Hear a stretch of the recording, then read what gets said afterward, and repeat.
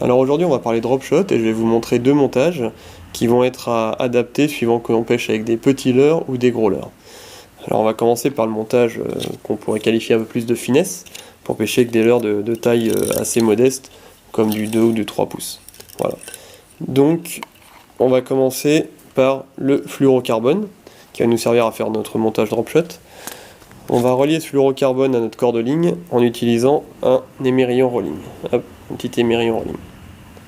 Voilà. Donc pour relier l'émerillon et la tresse, on va faire le nœud palomar. Voilà. Donc pour faire mon nœud palomar, puisque l'œillet est assez petit, je repasse deux fois le fluoro en simple dans l'œillet. C'est plus simple que de passer directement le fluoro doublé. Voilà.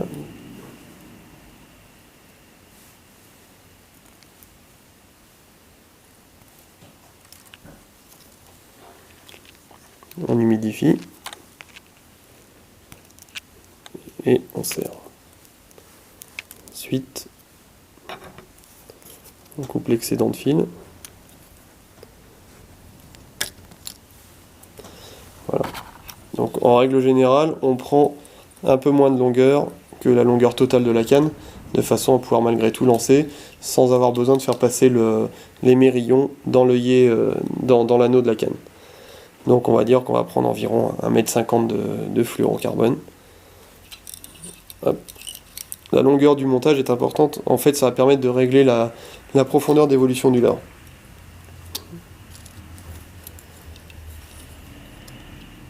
Hop.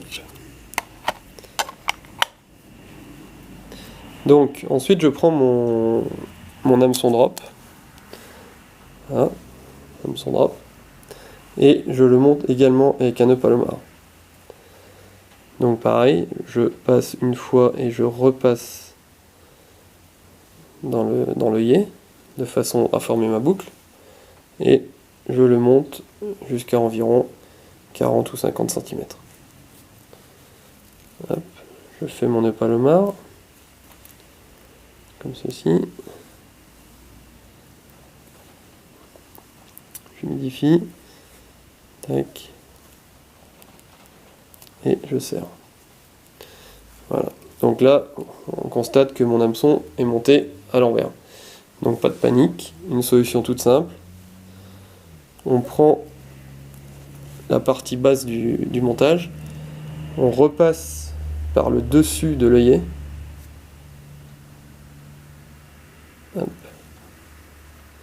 Voilà. Et de cette façon, notre hameçon va venir se positionner dans le bon sens. Ensuite, il suffit de sélectionner la taille de plomb, drop shot, donc la forme de plomb poire, avec un petit pince-fil à l'extrémité.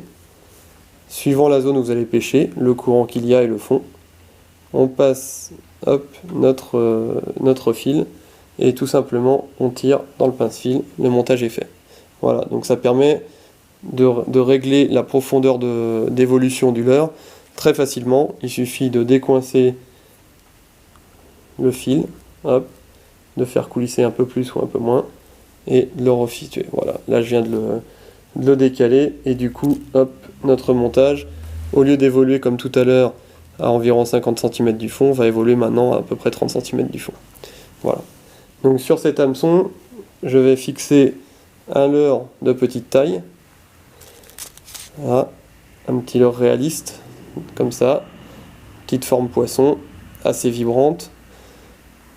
Et pour le placer, il existe deux solutions. Moi, je vous montre celle que j'affectionne le plus. Donc en fait, moi, je le loche, en fait, comme si je lochais une tête plombée dans un leurre souple. Donc hop, il suffit de se positionner sur le leurre, comme ça. On le fait ressortir sur le dessus. Voilà. Et hop, notre montage est prêt. Donc bien évidemment, hors de l'eau, le leurre, de par son poids, va avoir tendance à tomber un peu. Dès qu'il va être dans l'eau, en fait, le leurre va se mettre droit, voire même légèrement vers le haut, puisque ce leurre-là, c'est un leurre flottant. Donc il va avoir tendance à se positionner plutôt en action de pêche comme ceci. Voilà, il va se présenter comme ça. Ce qui fait que quand vous allez faire vos animations, il va toujours être pêchant.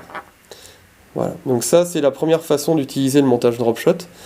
Et donc l'intérêt, c'est d'avoir mis un petit émerillon rolling en haut, qui va permettre à tout le montage de pouvoir pivoter, et par conséquent de ne pas vriller le fil. Alors, ça c'est l'avantage. L'inconvénient, c'est justement qu'il y a ce petit émerillon qui empêche le passage dans l'anneau de tête. Enfin, ça ne l'empêche pas, mais en tout cas, ça risque d'endommager votre anneau. Donc on s'arrête toujours avant de passer le premier anneau. Donc du coup, on a un montage qui est assez long et qu'on ne va pas pouvoir projeter très très loin. C'est plus adapté pour de la pêche verticale, par exemple. Donc on va mettre ce montage de côté. Voilà.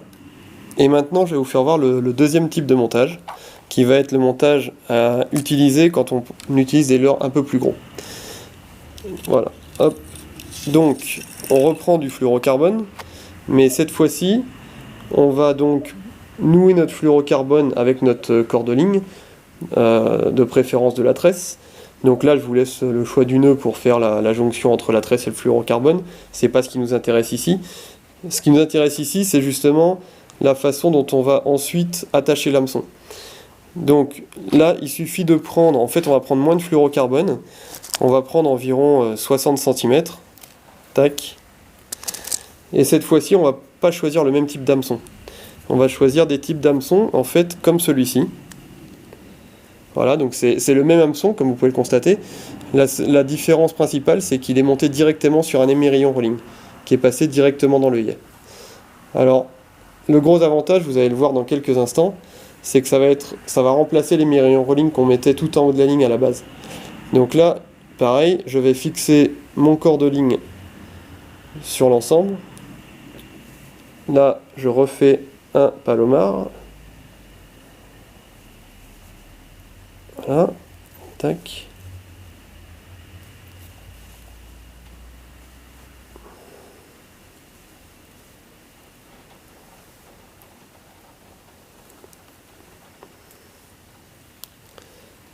Voilà. Je coupe l'excédent. Voilà. Donc là, mon hameçon est fixé. Ensuite, sur l'œillet qui se trouve sous l'hameçon, je refais un nœud en reprenant un morceau de fluorocarbone.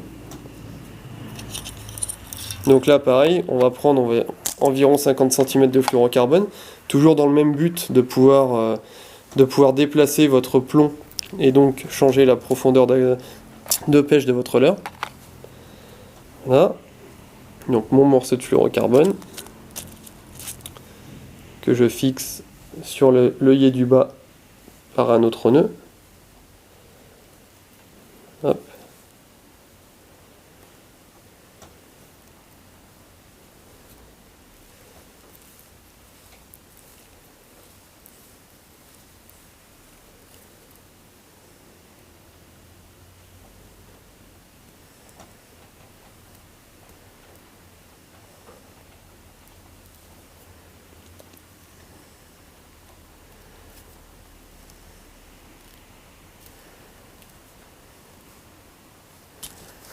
On coupe l'excédent. Voilà. Donc vous voyez, l'hameçon est monté. La grosse différence, c'est effectivement déjà vous ne pouvez pas monter l'hameçon à l'envers, puisque vous faites un nœud de chaque côté. Donc là, plus besoin de se poser la question, savoir si l'hameçon va être monté du bon sens ou pas. Ensuite, la grosse particularité, vous venez de la voir là, c'est que vous voyez, l'hameçon tourne tout à fait librement autour de l'axe. Donc là, ça permet au leurre de tourner s'il y a du courant par exemple, ou lors des animations, mais de ne pas vriller la ligne. Ce qui fait qu'on a pu supprimer l'émerillon qui était tout en haut, et donc maintenant le montage va pouvoir passer dans les anneaux. Donc on va pouvoir limiter la longueur de bas de ligne, et ainsi pouvoir jeter plus loin. Ça va être plus pour pêcher du bord, ou pour pouvoir faire du drop, mais de façon linéaire. Ensuite, sur la partie terminale, étant donné qu'on utilise des leurres plus gros, on peut monter même en taille de plomb, suivant aussi le courant qu'il y a, etc. Donc là, ce type de plomb-là, voilà. Donc, je monte mon plomb.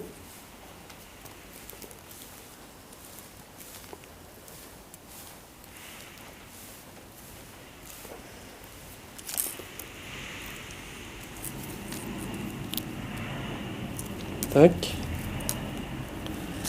Voilà.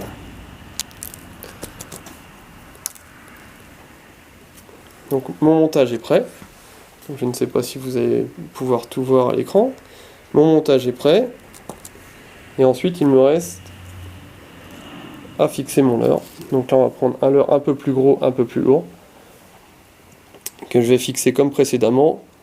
Ou alors on peut faire une variante et le fixer comme on ferait avec un petit poinçonnet, c'est-à-dire juste le locher, hop, par le nez, comme ça. Voilà, le montage est prêt à pêcher. Voilà. Et donc on voit que le leurre peut tourner tout à fait librement autour de l'axe. C'est le principe de ce montage drop là. Et là on n'a plus le souci également de savoir si le poids de l'émerillon va faire tomber le leurre plus vite ou pas, puisque le leurre est déjà beaucoup plus gros, beaucoup plus dense, donc va tomber naturellement plus rapidement vers le fond. Voilà, donc ça c'est les deux types de montage drop que j'utilise suivant les conditions rencontrées.